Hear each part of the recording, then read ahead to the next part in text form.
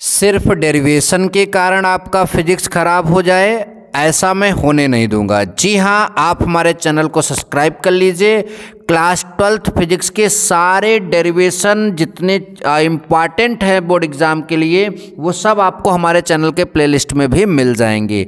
डेरिवेशनों की श्रृंखला में आज हम गास के प्रमेय वाले टॉपिक से एक इम्पॉर्टेंट डेरिवेशन कराने जा रहे हैं, जो कि बोर्ड एग्जाम में कई बार पूछा गया है और चांसेस हैं कि इस बार भी बोर्ड एग्जाम में आपका ये डेरिवेशन पूछ लिया जाए। तो जी हाँ, टॉपिक का नाम है अनंत लंबाई के एक समान आवेशित तार के कारण वैद्युत क्षेत्र की तीव्रता। मैंने क्या बोला? अनंत लंबाई के एक समान आवेशित तार के कारण वैद्युत क्षेत्र की तीव्रता।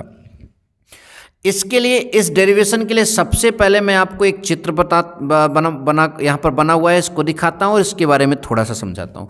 फिर थोड़ी सी बात चित्र के बारे में लिखेंगे, उसके बाद आप एकदम स्मूथ तरीके से इस डेरिवेशन को समझने का प्रयास करेंगे। देखिए, जो अनंत लंबाई का तार की बात किया गया है, ये देखिए, ये जो तार है ये अनंत लंबाई का है। ये ऐसे अनंत तक जाएगा। कहाँ तक जाएगा? अनंत तक जाएगा। ठीक, तो ये अनंत लंबाई का क्या है? एक तार है, आवेशित है, एक समान आवेशित तार, यानी इसके ऊपर आवेश है।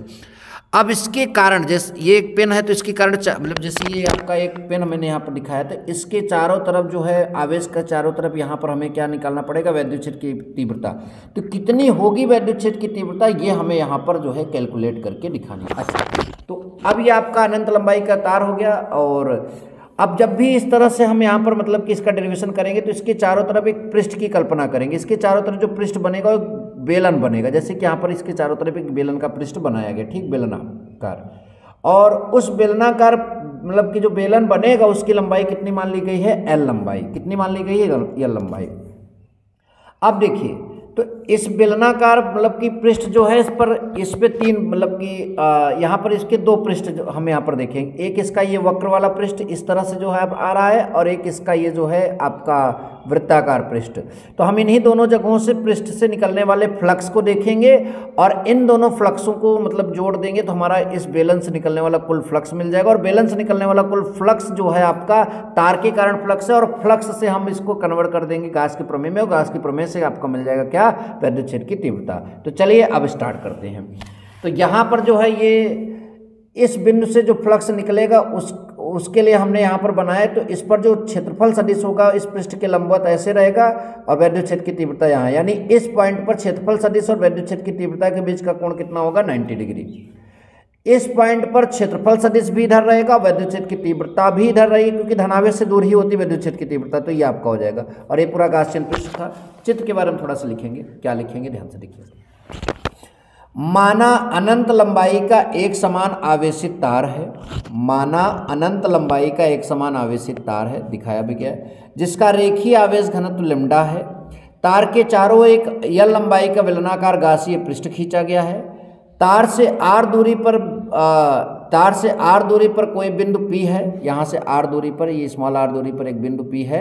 वहाँ पर हमें क्या ज्ञात करना है? वैद्युत क्षेत्र की तीव्रता ज्ञात करनी है। ठीक, और बिंदु P पर वैद्युत क्षेत्र की तीव्रता हमें ज्ञात करनी है। और बिंदु P पर जो है वेक्टर E और dA के बीच का कोण 0 अंश है, इसलिए dA से गुजरने वाला वैद्युत फ्लक्स, तो यानी यहाँ इस dA वाले क्षेत्रफल से यहाँ से गुजरने वाला वैद्युत फ्लक्स हम निकालेंगे।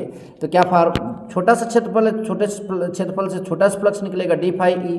फार्मूला होता है वेक्टर E डॉट dA, और इसको और सॉल्व करेंगे तो E dA cos थीटा आएगा, cos थीटा की जगह 0 अंश, cos 0 का मान 1, यानी आपका वहाँ से निकलने वाला फ्लक्स आपका कितना होगा? E dA होगा। तो ये आपका हो गया।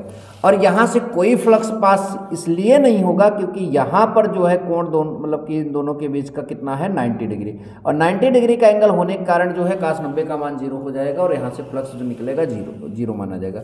तो संपूर्ण गासीय पृष्ठ से निकलने वाला फ्लक्स जो है इसका इंटीग्रेशन कर देंगे तो हमें पूरा फ्लक्स मिल जाएगा। ठीक, अब इस जगह हम क्या रखेंगे? E dA, यानी phi is equal to integration of E dA यहाँ पर लिख सकते हैं। ठीक, देखिए आपका लिखा भी है, phi is equal to integration of E dA।